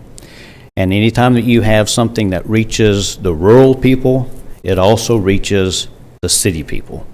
And that's what that 2040 plan did. So now we need to come up with this Yost Lake plan and do the very same thing. Yes, David pointed out that we have so many numbers of meters out there and this and that and the other, but the city does not want to expand out in that area if they can't provide water. You can't annex anything if you can't provide utilities to it. So the whole thing in 07 is that we had people on the board of the city that was wanting to expand here, there, everywhere else. And so they had a whole different plan than what you all have. So the bad thing with you all sitting on the board is that you still need to take their plan, which they purchased that Cadillac, and you need to carry it forward. And so that's why I'm here. I want to push that Yost Lake pump station. We need to get something going out there. People are in dire needs. People want to buy. You all fixed that problem in the southwest zone. So I have confidence that you all can think outside the box to be able to come up with the funds so that way you all can solve this problem. Mayor's kind of smiling, this and that and the other, and I'm glad that he is. I appreciate your confidence. Because, well, there are people that continually change, which brings new blood, which brings new thoughts to get this done. And so I'm glad that we have new people sitting on the board, so that way they can start bringing those new ideas forward, new funding, new grants. We have a new grant writer. Hopefully, we can get more federal funding on different grants and stuff like that. But, one of the things that I kind of want to push is that, you don't know what the cost of service out there is. But I've got reports back here, attachment number 1, attachment number 2, and attachment number 3. And I love running numbers. I love to see customer turnover rate. I'd like to see the city do the very same thing inside the city limits as to their customer turnover rate. So thus we would know how many times that somebody has to go out there and turn the meter on, turn the meter off, actually look at meters and stuff like that. So my attachment number 2 is turnover rates. We can look at attachment number 1, that's water loss. Is our rural system losing more water than the city? Losing less water than the city? I'd like to see some rates. I can do figures whenever the city provides me numbers. The city doesn't always have the people in line to do that because of COVID, different staffing, this and that and the other. There isn't the manpower to always get the numbers to us, so I can't continually report on what water losses are, turnover rates, this and that and the other. These are graphs that I thought was very important. Me being an accountant, I think it's very good that we know what is happening within the system. So if it's not done within the city and I'm doing it outside, how can we compare? But how can we look at a business, water is business, and even know what we're doing unless we have some type of numbers in front of us? So I'd like to, hopefully maybe somebody can help me maintain and get new numbers, to continually upgrade my graphs, but then also take some of these attachments and turn them internal. And you were asking, how much does it cost per meter? I'd love to know that. Mm-hmm. And does it cost less because of the fact that they have to come out rurally less? Or does it cost more because we have more breaks? I don't get those reports. I'd love to be able to see them, to be able to report back to you. So maybe somebody on the city side can do side-by-side comparison, and then that way you can see. I think that would be great. Mm-hmm. Does anybody have any questions? Trustees? I don't suppose you have the magic solution. Yes. We had a magic solution back in 2007. It came to a vote for the rural board, and it was probably about 56 to 44 to go with the city, and that was our magic solution. So we thank the city for that magic solution because our rural system was set up with federal money to provide water. And now you all are taking on a whole different role. You all are providing water at a certain level. Not water for everybody, but at a certain level. State requirements. So everybody that has, everybody that has a water meter out there, we thank you for that. Because that means that if my neighbor turns it on, mine doesn't go down. I appreciate that. So I understand why we are in no more meters, but still again, if we want our city to grow, if we want our tax dollar to grow, sales tax inside and all the rest, we have to be provided growth outside the city limits. I'm surprised there's not some source of funding for, quote, rural water. State, federal funding, USDA, I mean, NASA, I don't care who it is. Most of the state infrastructure money was dedicated to rural water in different forms. I mean, there's money out there for sure in terms of stuff that we could be going for, and I know Shelley and our team have been working hard on trying to find it, but it takes people like you, Tom, to ask those questions and possibly speak to others. And the more that you speak to others about it, the more I speak to others about it, it puts our ears out with more feelers, so that way it comes back. Well, this is an issue that needs to be publicized more, because it does affect economic development of the entire area. I mean, this is an issue that needs to be addressed somehow. And my mic is not on. I'm sorry. It needs to be addressed somehow, and I don't know. This is the first time I've heard of it. As you know, I'm new on the board. But this is something that, it's all kinds of negative ramifications, not just people not getting 25 PSI water. I mean, there's long-term ramifications to this that we need to try to do something with, and I don't have the answer right now. Long-term ramifications are people come to town, they want to buy land, and then they're told no water. City can provide no water. Right. So what does that make our city look like? I totally agree. But tell them to buy a house in the city. But I want to push that you all did do the 2040 plan. You all were able to come up with the funds. You all completed that project. Southwest Pressure Zone is great. So now we need to move on to the next, because there's always a fire to put out around the corner. Unfortunately, that's Call Lake Pipeline right now. That's the next fire. Correct. And so they have to be prioritized, just like what everybody says. Money doesn't grow on trees. Yep. But we put this off since 2007. This was on our priority. You can see on the sheet that I put back here and back. I can't even remember the name of it now. I'm getting older and my brain doesn't work.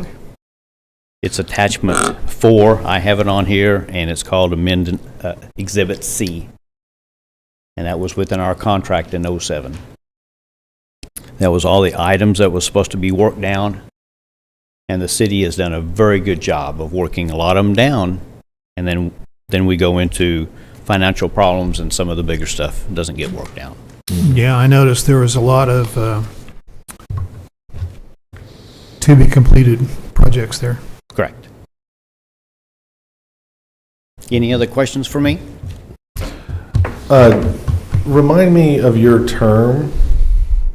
3-year term, and I would have just came on. Now, this is at the end. We just reappointed you, right? Yes. Yeah, yes. okay. Because it says 2022 in your report. And this is the 2022 report. Yeah. And so I came on again. And so at the completion of this term, then it will be 15 years on the board. So I know a little bit of history. Yeah. And that's why I'm willing to come forward and educate you all in a little bit of our history. Don't go away. We need the institutional knowledge. Well, I don't know as to that, but I think that a lot of reading does the very same thing. And that's where anybody that comes and sits as counselors, like you all do, have the responsibility to go back and find out what previous counselors have done. Or not done. And what they have signed, which this was done in '07. But you all still carry forward the same responsibility forward from '07. We do. We really appreciate your work, Robert. I mean, this has been a lot of labor for you, and I know your reports and the numbers that you attach and the work that you do to provide the information you provide is very helpful, and I know your commitment to finding these solutions has been unmatched, and so we appreciate the work that you're continuing to do to help work us through these problems. So, thank you. We'll get there. Yeah, so we will. We'll work together to get there. Yep. Thank you. Thank you.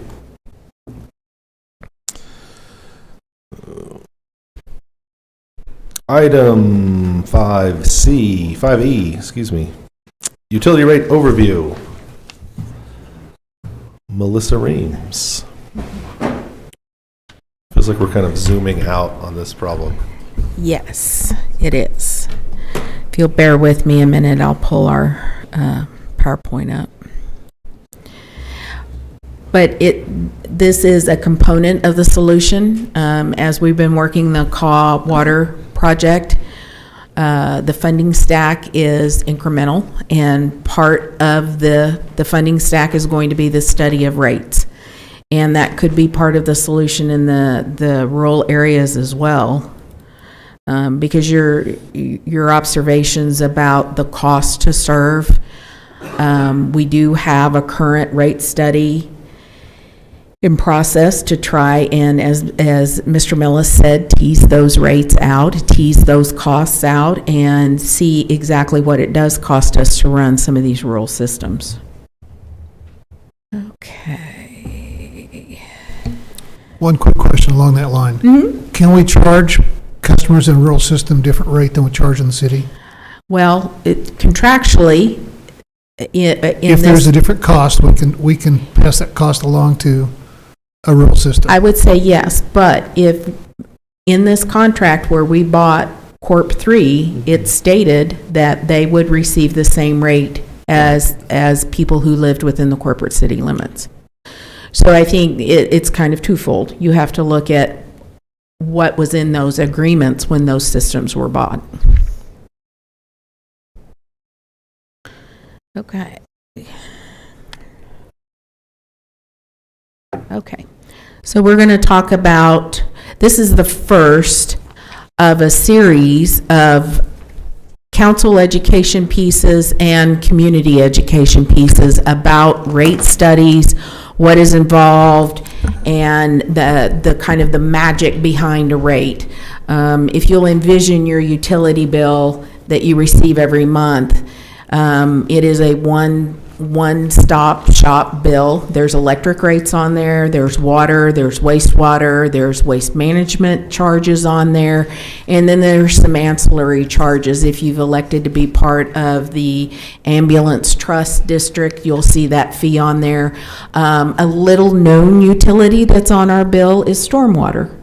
And right now, we as residents pay $1 a month for stormwater. And the more that staff has looked at stormwater, we are more and more starting to consider that a utility in and of its own right. So how do we get to those rates that show up on those bills magically every month? What is comprised? How do we get there? And that's part of why we engage consultants to help us study our rates and make informed decisions about what we charge. So how do they go about this? Well, they look at what types of costs we incur to provide the service. And if you're on the electric side, the first big cost is wholesale power that we buy from GRDA. We are a full requirement customer of GRDA. The next big piece is our infrastructure. And we are very, very blessed here in this community to have forward-thinking staff and forward-thinking people that came before us to provide a good financial structure for the infrastructure of the electric utility. It is 99.9% reliable. And a lot of that is due to the infusion of equity into the infrastructure itself. Then we look at operations and maintenance, because not everything is infrastructure. A lot of it is maintaining the system that we have. And then in the case of the electric utility, there is also the transfer to the city. So all of those components, our electric consultant is taking all of those components and looking at what it costs us to run this utility. On the water, wastewater, and stormwater side, we're looking at the source of the water, where we get the water from, how we get it to the treatment plant. We look at the pipeline and the pump stations. We were just referring to the Yost pump station, that it needs improvement to do better in that system. We look at the cost of water treatment, chemicals. The engineers were referring to ammonia and lime. I looked up slacker. It does mean to quench your thirst. I don't know how you get that there, but that's a treatment process to soften the water. So we look at those costs to treat the water. I think we think of water as free. A lot of our customers think of water as free. But I don't know that I'd want to drink the raw water coming out of Call Lake. It has to be processed and made potable. Operation and maintenance of our facility and of these different treatment pieces of equipment, like the lime slacker and the chlorine and the clarifiers and all of that goes along. And then just the infrastructure. So if you think about where our water treatment plant is on Yost Road, and our system winds its way down, clear down to about 80th and Coyle Road. That I don't know in distance how far that is, but when you think about it, it's a fur piece, and all the winding and the people that we're serving along the way. So that, if you start looking at it that way, we're breaking down the component pieces. And also what we're looking at is what is a fixed cost and what is a variable cost. Okay, so we're breaking them into their different buckets, and then we're saying, are they fixed, are they variable, or the consultant is. So why do we study rates? We are a cost to serve community, mainly because in most regards, we're a monopoly, because you can't just, unlike Texas, go out and pick and choose who you think you want to buy things from. So no, it's City of Stillwater. That's who you're going to get your electric from. That's who you're going to get your water, unless you drill a water well, much to the discussion before. We need to recover our cost, and that's revenue coming into us. So we need to make sure that we're meeting our revenue requirements and that that revenue is stable, and we have a stable rate also. Then we want, much to you all's point in the discussion about rural versus within the corporate city limits, we want equity among customer classes. And at times, you can get one customer class bearing a larger portion of the rate than another customer class. If that's a conscious decision, great. If that's an encouragement to bring a certain sector to town, and it's a conscious decision by this council or by the trustees, that's appropriate at that time. We can at times get our rates out of whack to where one class of customer may be subsidizing another, but that was really not our intent. And so that's why you monitor rates as you move through. And then we want to be efficient economically. And this James Bonbright is kind of the father of utility rate design. And he said it was promoting optimal offerings and discouraging wasteful use of services. So the kind of that balance there. So wanted tonight to provide you, set the stage for further discussions, and some of that is looking back at the history of rate design and rate change within the city of Stillwater. The last wastewater rate study was done in 2015 with adjustments there. And the electric rate study, we looked back, it was where we could find reference was back to 1998. So at least 25 years ago, if not more. Now, we have had in place the lesser of CPI or 3% escalator for most of these years. And that has stood us in pretty good shape. But we're getting into a period now of inflation where we're going to have to be a little more aggressive about how we handle these things. We did have a rate study commissioned in 2018 through Avant Energy, and they were going to look at electric, water, and wastewater. And we did get a good result, or we got a result from them. It was 2022, right before COVID hit, that they came and presented their findings. But when we commissioned that study, we asked at that point that the escalator be suspended so that we didn't get, if we were out of balance, we didn't get further out of balance. And then we roll into COVID in March, on March 16th of 2022. That date's etched in my mind, if not in anybody else's. And as we started working with council and we were concerned about the resilience of our community, we made the decision not to increase our rates and to hold on the reactivization of the 3% escalator. And so that rate escalator was reinstated in July of 2022 for all utilities. So our plan moving forward is to continue to have discussions with council, with the trustees, and to have large community education and outreach. We don't want anybody caught cold by this, and we have a large population that comes in and then they leave. I would like for them to be more informed. They may not grasp why they need to be informed, but we've got to reach them where they are. We've got to reach the people on fixed incomes where they are.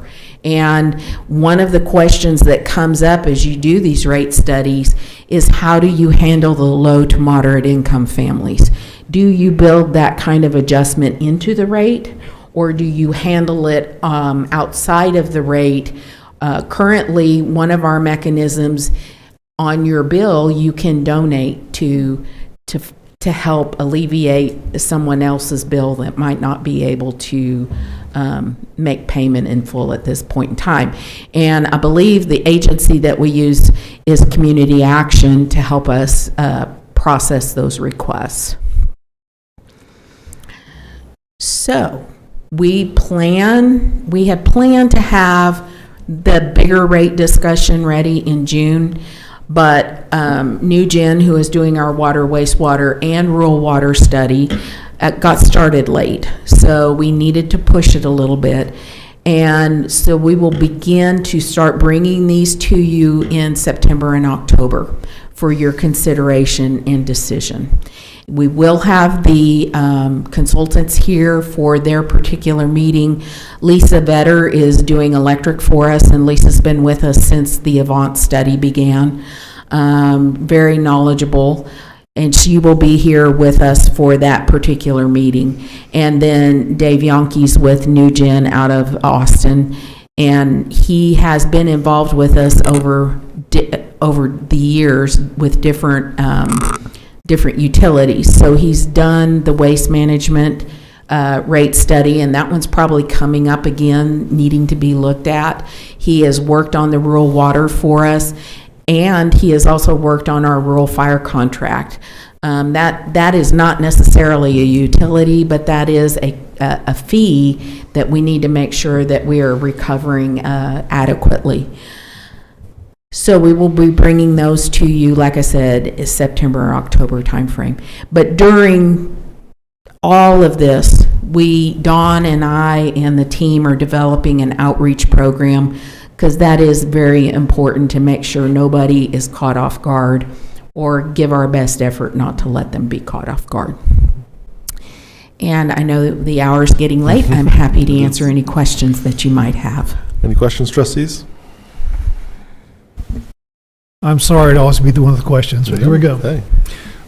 When you reinstated the escalator, did you just pick up at 3%, or did you retroactively add for the years that were not escalated? No, we just picked up with the lower CPI, or 3%, and right now it's 3%. Okay.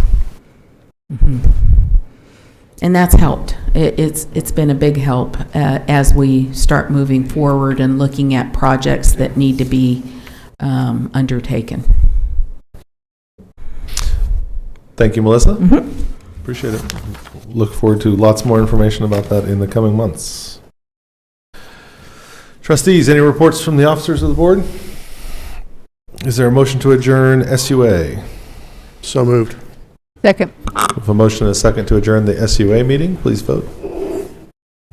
With a vote of 4-0, Stillwater Utilities Authority is now adjourned. At this time, I will reconvene the Stillwater City Council meeting. We are at item 12 on the agenda. Is there a motion to enter an executive session for the reasons requested by the city attorney? So moved. Second. With a motion and a second to enter executive session as Stillwater City Council, please vote. With a vote of 4-0, City Council will now enter executive session.